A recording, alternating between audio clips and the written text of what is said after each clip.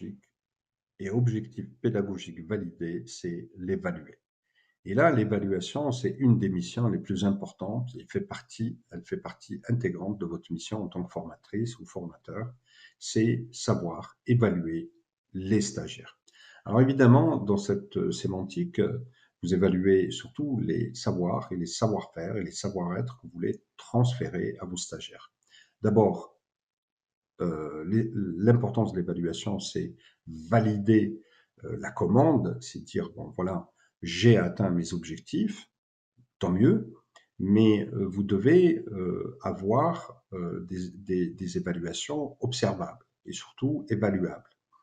Euh, c'est pour ça que, en définitive, je dirais qu'il y a trois types d'évaluation en général. Il y a trois types d'évaluation.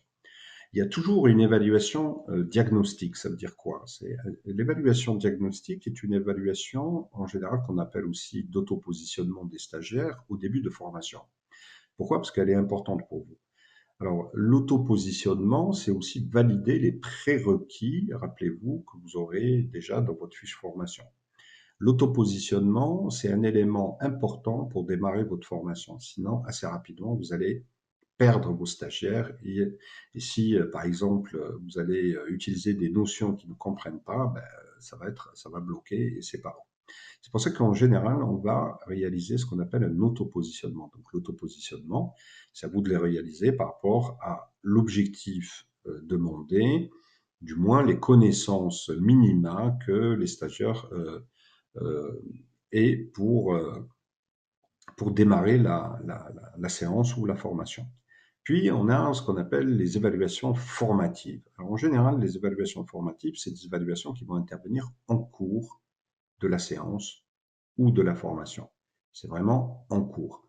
Donc, si vous pensez qu'il faut des évaluations ponctuelles pendant la journée, c'est à vous de décider.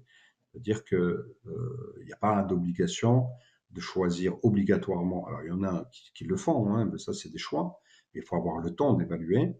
C'est pour ça que vous devez impérativement faire le choix, soit vous partez sur une évaluation formative ou une évaluation sommative. Évidemment, si vous ne faites pas une évaluation formative, il faudra obligatoirement faire une évaluation sommative. Pourquoi? Parce que c'est une évaluation qui arrive toujours à la fin de la transmission des savoirs ou des savoir-faire que vous avez voulu transmettre durant la formation. Donc l'évaluation sommative, c'est une évaluation qui va arriver à la fin de votre parcours ou de votre séquence de la journée, par exemple, afin de valider et de valider surtout les compétences demandées.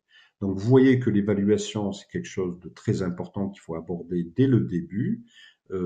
Ça peut être, alors en termes je dirais, de méthodologie d'évaluation, c'est à vous de décider si vous allez évaluer la méthode ou vous allez évaluer les attendus. C'est-à-dire que là, je parle des livrables, si vous demandez des livrables, ou un quiz, par exemple, le résultat de l'évaluation, ou bien les deux, c'est-à-dire que vous allez prendre en compte le fait que pour réussir donc le parcours, il faut non seulement maîtriser la méthode, mais maîtriser aussi, je dirais, les résultats, avoir de très bons résultats ou de bons résultats pour valider la séance.